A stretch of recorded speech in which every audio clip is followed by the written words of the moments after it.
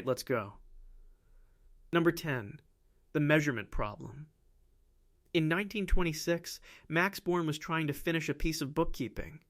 Physicists could describe how an electron behaved during a collision, but the equation kept returning a spread-out wave, and waves do not land in one spot on a detector. Born needed a rule that converted the wave into a number an experimentalist could check against a photographic plate. Routine work. The kind of chore you finish and forget. The Schrödinger equation is deterministic.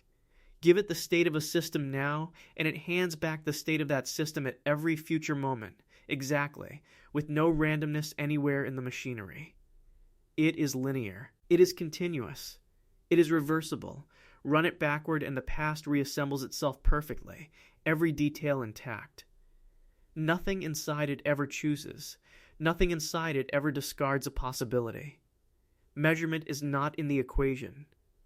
The equation generates every outcome at once, weighted and superposed, and it keeps generating them forever.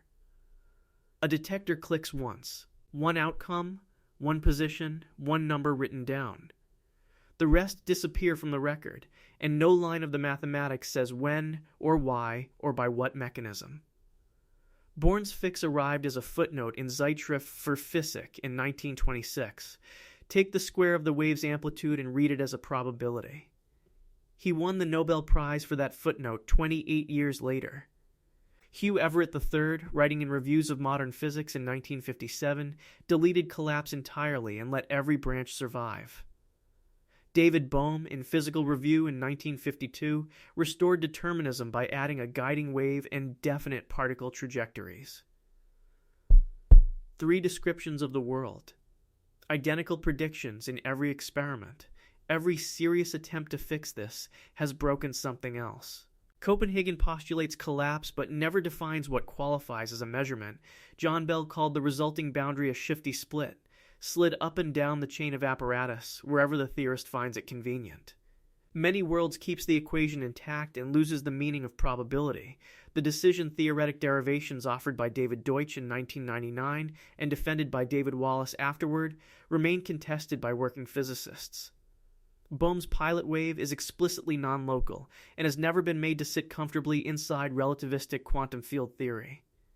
The spontaneous collapse model of Gherardi, Rimini, and Weber, published in 1986, adds genuinely new physics with adjustable parameters, and every experiment built to detect that new physics has come back empty, tightening the allowed range without ever finding the effect. Christopher Fuchs and the cubists sidestep everything by declaring the wave function a record of one agent's expectations, which dissolves the paradox and simultaneously abandons the idea that physics describes a world shared by more than one person. The transistors in the device you were holding were designed with this mathematics. So was the MRI scanner, the laser in a supermarket checkout, the atomic clock correction that places your car on the correct street rather than the one beside it. All of it works every time to more decimal places than almost anything else humans have built. What does it mean to hold a theory that predicts every experiment ever performed and cannot tell you what it is describing? A century of failure to interpret the equation is unsettling. The next number is worse, because here the equation works too well. Number 9. The fine-tuning emergency. In the late 1960s, calculating the energy of empty space was considered a tidy exercise. Quantum field theory says the vacuum is not empty. It carries zero-point energy from every field, every mode, all the way up. Yakov Zeldovich set out to add those contributions together and compare the total against what astronomers observed. He was doing arithmetic that any competent graduate student could follow. He expected a small mismatch. General relativity is unambiguous about what happens next. Energy gravitates. It does not matter whether the energy sits in a star, a photon, or the vacuum itself. If it is there, space-time responds to it. So the vacuum energy computed from quantum theory should appear in Einstein's equations as a cosmological constant, curving the universe at a rate you can calculate on a single page. The two numbers did not disagree slightly. They disagreed by a factor of roughly 10 to the 120th power. Written out, that is a 1 followed by 120 zeros. It is the largest quantitative failure in the history of physics, and it comes from combining our two most successful theories. Then it got stranger. In 1998, Adam Ries and colleagues in the Astronomical Journal, followed by Saul Perlmutter and colleagues in the Astrophysical Journal in 1999, measured distant supernovae and found the expansion of the universe accelerating. The cosmological constant is not zero after all. It is a specific tiny positive number, sitting roughly 120 orders of magnitude below the naive prediction. Not cancelled, just almost cancelled. Steven Weinberg had already shown in Physical Review Letters in 1987 that any substantially larger value pushes the universe apart before gravity can pull matter into galaxies.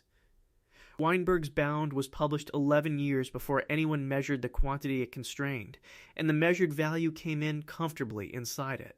Nothing proposed since has closed the gap. Exact supersymmetry would cancel the vacuum contributions perfectly. But supersymmetry is visibly broken in our world, and broken supersymmetry still leaves an excess of around 60 orders of magnitude. The Large Hadron Collider has found no superpartners anywhere in its reach. Weinberg proved a no-go theorem in 1989, blocking the obvious dynamical relaxation mechanisms. Quintessence models replace the constant with an evolving field, and then have to explain why that field's potential is absurdly flat. Leonard Susskind's 2003 paper on the anthropic landscape of string theory accepts the number as an accident, one draw from perhaps 10 to the 500th possible vacua, which requires a multiverse nobody can observe. Modified gravity was constrained hard when gravitational waves from the 2017 neutron star merger arrived alongside their gamma rays, ruling out large classes of alternatives. The carbon in your blood, the calcium in your teeth, the iron carrying oxygen through your arteries, all of it assembled inside stars that only exist because this one number landed inside an impossibly narrow window. If the most precise agreement in physics required 120 digits of luck, what exactly are we calling a law? That number sits at the beginning of everything. The next one sits inside a laboratory, on a table. Number 8. The delayed choice experiment. In 1978, John Archibald Wheeler was preparing a talk. Not an experiment, not a calculation. A conference presentation on Niels Bohr's principle of complementarity, the old idea that light shows itself as a wave or a particle depending on what apparatus you point at it. Wheeler wanted a clean teaching example.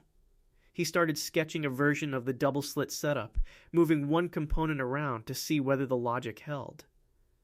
Complementarity is precise about the causal order. Set up your equipment so it detects waves and you record interference. Set it up to detect particles and you record which path was taken. The apparatus is configured first. The photon then arrives and behaves accordingly.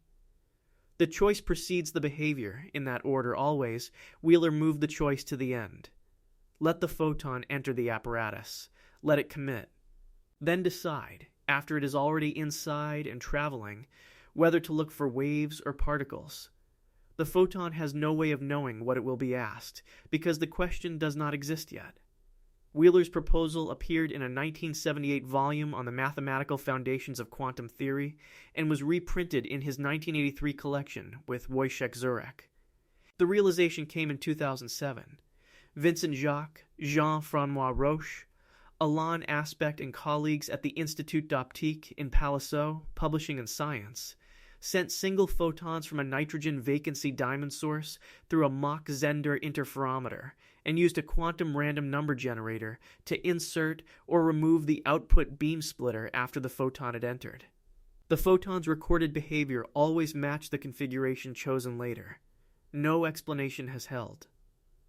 Retrocausal accounts, including John Kramer's transactional interpretation from 1986, require influence running backward in time and have produced no independent test that distinguishes them from standard quantum mechanics. The suggestion that the photon carried instructions from the start was eliminated by Aspect, Grandier and Rogers-Bell tests in 1981 and 1982 in Physical Review Letters. The objection that the choice was not truly random has been closed repeatedly, Hansteiner and colleagues used photons from stars hundreds of light years away in a 2017 Physical Review Letters paper, pushing any conspiracy centuries into the past. Copenhagen resolves the paradox by refusing to describe what happened between emission and detection, which is less an explanation than a decision to stop asking. Bohmian mechanics gives the photon a real trajectory the whole time, at the cost of a guiding wave that updates non-locally and instantaneously. Your entire sense of your own history rests on the assumption that the past is finished, that what happened this morning is now a fixed fact, sealed, no longer subject to revision by anything you do this afternoon. If a photon's route through a machine stays undetermined until someone looks, what makes a past a past? One experiment can be argued about. The next one was designed specifically to remove the argument. Number 7. The quantum eraser. Marlon Scully and Kai Doctrell were working on a theoretical question in 1982 with no obvious payoff. If which path information destroys interference, can that information be destroyed afterward, and does the interference return? It read as a puzzle about the bookkeeping of quantum information, the kind of question that gets a paper into Physical Review A and then waits. 18 years later, a group at the University of Maryland, Baltimore County, built the thing on an optical bench. The rule being tested is one of the firmest in quantum mechanics. Any interaction that records which path a particle took eliminates the interference pattern. It does not matter whether a human reads the record. The mere existence of retrievable path information is enough. Information present, fringes gone. Yoon Ho Kim and colleagues split each photon into an entangled pair. The signal photon hit the detector first. The idler photon traveled a longer route and was measured afterward, and whether the fringes appeared in the already collected signal data depended on which detector the idler later reached. The paper is Kim, Yu, Kulik, Shi, and Scully, Physical Review Letters, Volume 84, pages 1 through 5, published in the year 2000. A beta-barium borate crystal produced the entangled pairs. The idler's extra path length was roughly 2.5 meters, giving it a delay of about 8 nanoseconds, long enough that the signal photon's detection was, in the laboratory frame, entirely finished before the idler's fate was decided. The interpretations all cost something. Read literally as retrocausation, it violates the ordinary direction of influence. Read carefully, the fringes only appear when the signal data is sorted afterward by which idler detector fired. The raw, unsorted signal distribution shows no interference at any time, which is the standard resolution, and also the deflating one, since it means nothing physical was changed, and the pattern was always latent in a correlation nobody could see yet. Non-local collapse accounts need a preferred reference frame that relativity forbids. Consistent histories reformulates the whole scenario without generating a single new prediction. Superdeterminism, defended in recent years by Sabine Hassenfelder, escapes by denying that experimenters can choose freely and has no positive evidence behind it. Many Worlds says no erasure occurred at all, only branch correlation, and still cannot say why you find yourself in one branch. Everything you believe about yesterday is a correlation stored in the present, ink magnetic domains. Protein changes in your hippocampus. The past is not something you have access to. It is something you infer from records sitting in front of you now. If which records you choose to compare determines what pattern the past contained, in what sense was the pattern there? Machines can be argued about. The next entry puts a person inside the apparatus. Number 6. The consciousness boundary. Eugene Wigner was not writing physics in 1961. He had been asked to contribute an essay to a collection assembled for the chemist and philosopher Michael Polanyi, a volume of loose speculation by working scientists. Wigner used his contribution to think aloud about the relationship between mind and body, following a thread he had already been pulling at for years. He expected to clarify something. He produced a paradox that has now outlived him by 4 decades. Quantum mechanics claims universality. It applies to electrons, atoms, molecules, viruses, and, in principle, with no stated exception, to anything constructed from those things. There is no clause in the theory limiting its domain by size, complexity, or biology. A laboratory is made of atoms. So is the physicist standing in it. Wigner asked what the theory says about a colleague who performs a measurement behind a closed door. The friend inside sees a definite result. From outside, the equation describes the friend, the apparatus, and the room as one superposed system, including the friend's memory of what she saw.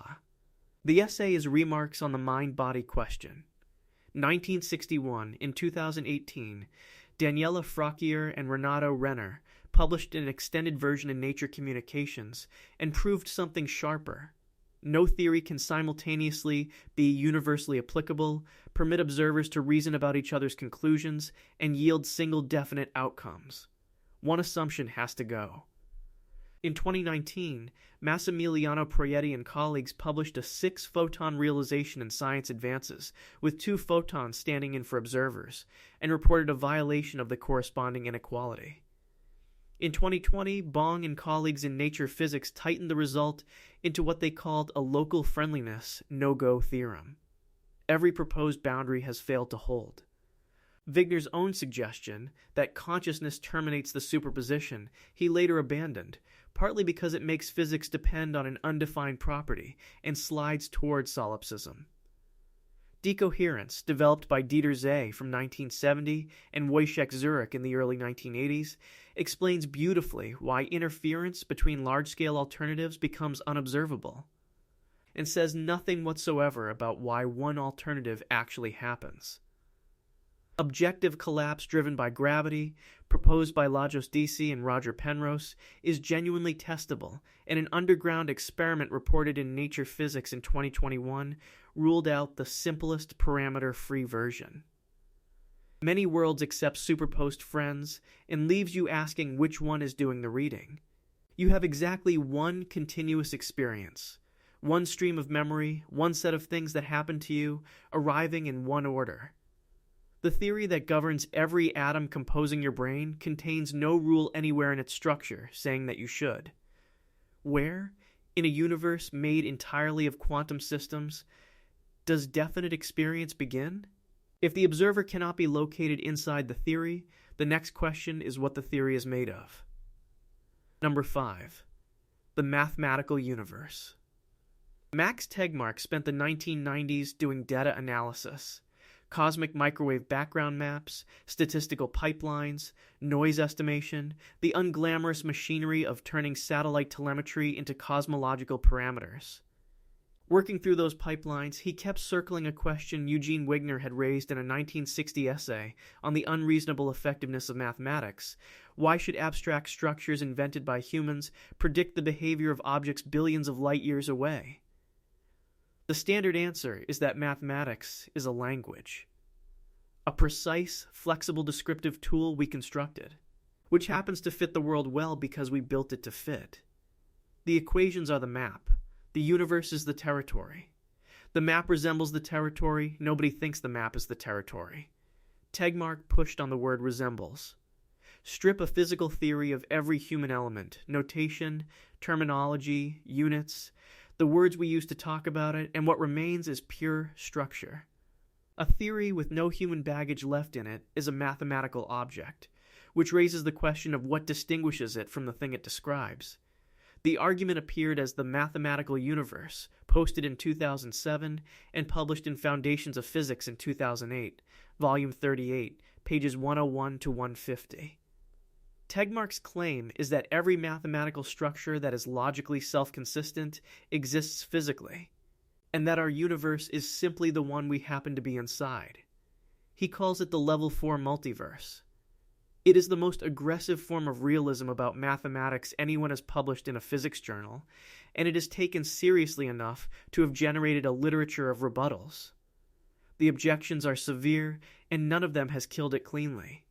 Gödel's incompleteness results forced Tegmark to restrict his claim to computable structures, a restriction that excludes most of real analysis and therefore most of the mathematics physics currently uses. The measure problem is worse.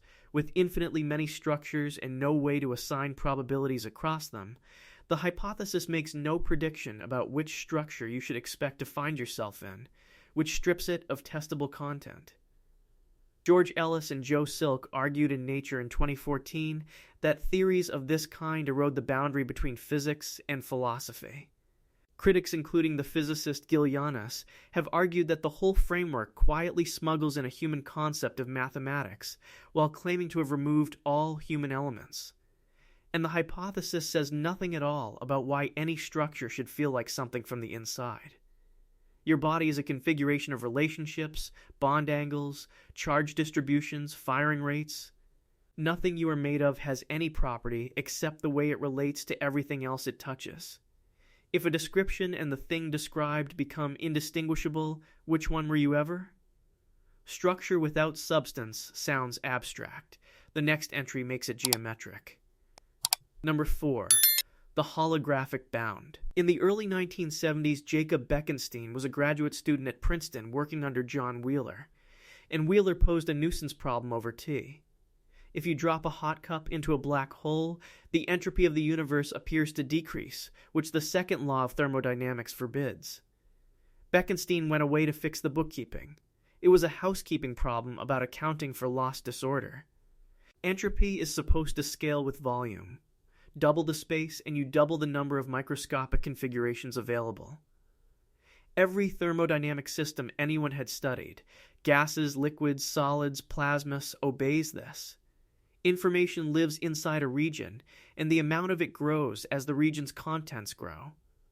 Bekenstein found that a black hole's entropy scales with the area of its horizon, not the volume, the surface.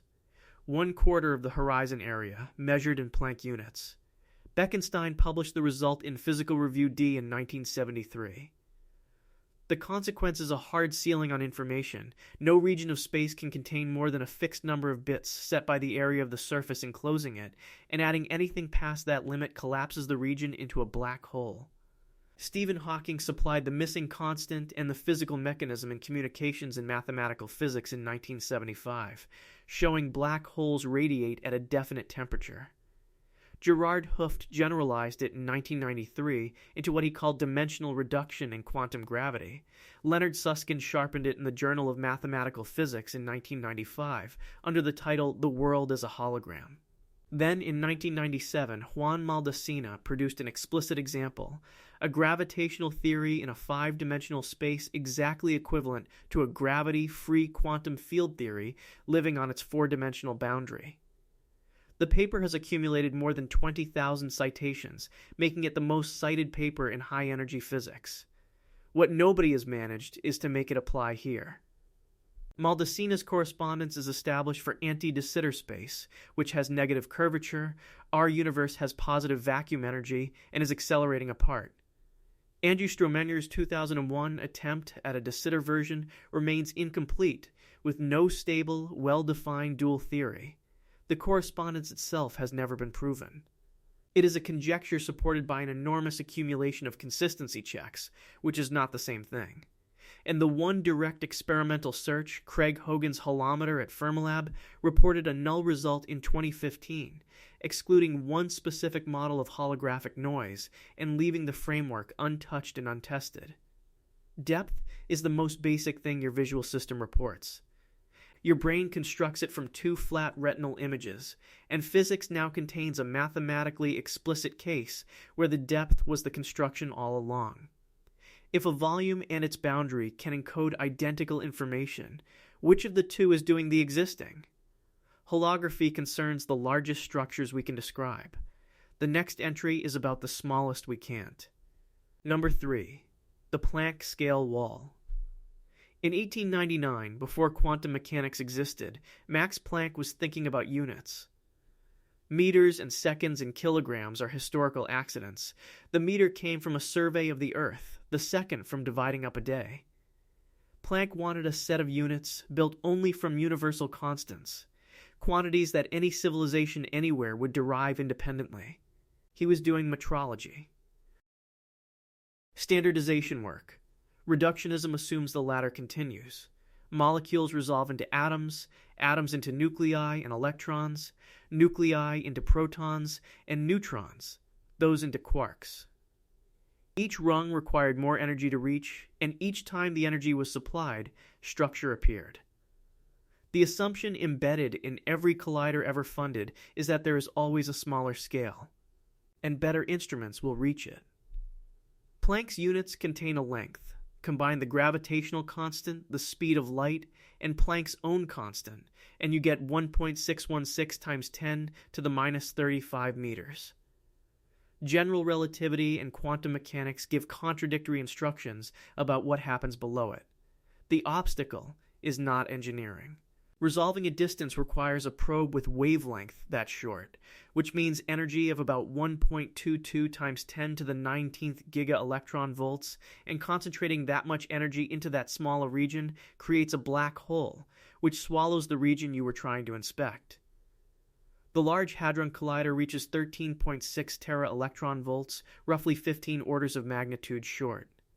Estimates for a Planck energy machine built with current magnet technology run to accelerator rings on galactic scales. The corresponding Planck time, 5,039 times 10 to the minus 44 seconds, marks the earliest moment after the Big Bang that any theory we possess can describe. Every theory of what lies beneath remains unconfirmed. Loop quantum gravity produces a discrete spectrum for area and volume, but still struggles to recover ordinary general relativity as a smooth low-energy limit. String theory offers a consistent quantum gravity and no unique vacuum. The landscape of possibilities runs to something like 10 to the 500th, and none of them has yielded a testable prediction at reachable energy. Asymptotic safety, proposed by Steven Weinberg in 1979 and developed by Martin Reuter from 1998, rests on truncated calculations whose reliability is disputed. Causal dynamical triangulations recovers four-dimensional spacetime at large scales and predicts nothing observable. Meanwhile, the most testable consequence, energy-dependent photon speed, was hunted using a short gamma-ray burst observed by the Fermi telescope in 2009 and reported in Nature, and the arrival times came back too tightly synchronized, ruling out the simplest models. Everything you have ever touched is built from parts, and every part from smaller parts. That chain has a bottom, and the bottom is walled off from observation by the structure of physical law itself. What is the status of a foundation that no instrument in principle can ever reach? If the smallest scale is closed to us, at least the constants are fixed. That is the next problem. Number 2. The constants that move. In 1937, Paul Dirac wrote a short letter to Nature, reportedly while on his honeymoon, that amounted to numerology. He had been comparing large dimensionless ratios in physics, the sort of idle exercise a theorist does when the serious work is elsewhere. He noticed something he could not unsee, and he published it in less than a page. A physical constant is constant. That is not an empirical finding. It is what the word means. The gravitational constant, the fine structure constant, the mass ratios. The entire practice of physics assumes these hold the same value at every place and every moment, because a law that changes is not a law. Dirac compared the ratio of the electric force to the gravitational force between a proton and an electron, roughly 2.3 times 10 to the 39th, against the age of the universe measured in atomic time units. The second number came out around 10 to the 39th as well. One of those ratios is fixed by the constants of nature. The other grows every second, because the universe keeps getting older. Dirac's conclusion, published in Nature in 1937, was that their agreement cannot be accidental, and therefore the gravitational constant must be shrinking in proportion to the age of the universe. It was a shocking suggestion from the most mathematically conservative physicist of his generation. The attempts to dispose of it have been partially successful and never complete. Edward Teller pointed out in Physical Review in 1948 that a stronger gravitational constant in the past would have made the young sun hot enough to boil Earth's oceans during the Cambrian, when the fossil record clearly shows animals in water. Robert Dicke answered in Nature in 1961 with an anthropic argument, observers can only exist during the stellar epoch, which happens to be when the ratios coincide, elegant, unfalsifiable, and unsatisfying to almost everyone. Lunar laser ranging has since constrained any change in the gravitational constant to below roughly 1 part in 10 trillion per year, killing Dirac's specific rate outright. John Webb and colleagues reported evidence in physical review letters in 1999 and 2001 for a fine structure constant that differed in quasar absorption spectra.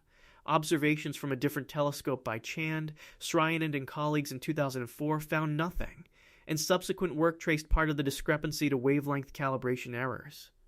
The natural nuclear reactor at Oklo in Gabon, analyzed by Thibault Damour and Freeman Dyson in 1996, constrains variation in the fine structure constant over 2 billion years to below 1 part in 10 million. Every atom in U was forged in stars whose lifetimes we calculate by assuming these numbers held steady across 13 billion years. Shift the fine structure constant by a few percent, and carbon production inside those stars fails. Nobody has watched the number directly for more than a century. If the largest coincidence in physics is not a coincidence, what were we measuring all along? Every entry so far has assumed one thing without stating it. Number 1 states it. Number 1.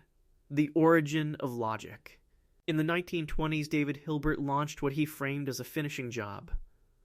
Mathematics had been shaken by paradoxes and set theory, and Hilbert proposed to settle the matter permanently by proving that arithmetic was complete and consistent, using only finite, mechanical, uncontroversial reasoning. It was a cleanup operation. Kurt Gödel, 24 years old and working on his habilitation in Vienna, set out to contribute to it. The assumption underneath the program is that a formal system rich enough to describe arithmetic can establish its own reliability from the inside. State your axioms, state your rules of inference, then demonstrate that no chain of valid steps ever leads to a contradiction. Hilbert regarded this as difficult but obviously achievable, and treated any suggestion otherwise as defeatism. Gödel proved the opposite. Any consistent formal system strong enough to express arithmetic contains true statements it cannot prove, and cannot prove its own consistency. The paper appeared in Monatschefte für Mathematik und Physik in 1931. Under a title announcing formally undecidable propositions of Principia Mathematica and related systems. Gerhard Gentzen proved the consistency of arithmetic in 1936, using transfinite induction, reasoning strictly stronger than the system being validated, which relocates the problem rather than solving it.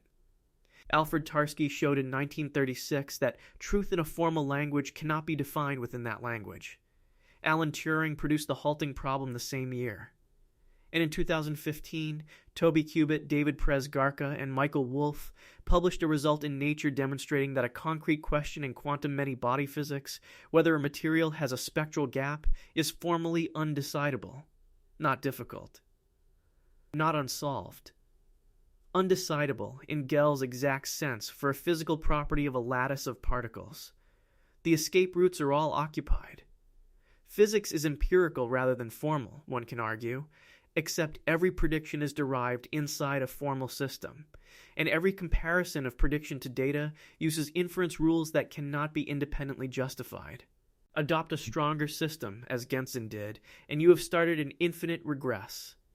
Declare logic self-evident, and you are repeating Aristotle's defense of non-contradiction, which works only against an opponent already willing to argue logically. Treat logic as empirical, following Quine's 1951 attack on the analytic-synthetic distinction, and it becomes revisable, which disqualifies it as a foundation. Hilary Putnam asked in 1968 whether logic itself is empirical and proposed abandoning distributivity to accommodate quantum mechanics. No working replacement ever emerged. Every diagnosis you have trusted, every bridge you have driven across, every dosage calculated for a child rests on a chain of reasoning whose validity cannot be established except by using it. What is the standing of a proof when the rules that make it a proof are the one thing no proof can reach? 10 entries, one shared feature, not a single one of them sits at the frontier of our ignorance. Each sits at the center of our most successful, most tested, most relied upon theories. Quantum mechanics predicts perfectly and cannot be interpreted. Relativity governs the cosmos and breaks at the smallest scale. Arithmetic underwrites all of it and cannot certify itself. The confusion is not a gap in the map. It is a feature of the deepest places we have looked. We built a civilization on foundations we have never been able to inspect, and the building is standing. If you want to see more videos like this, click the video on screen now.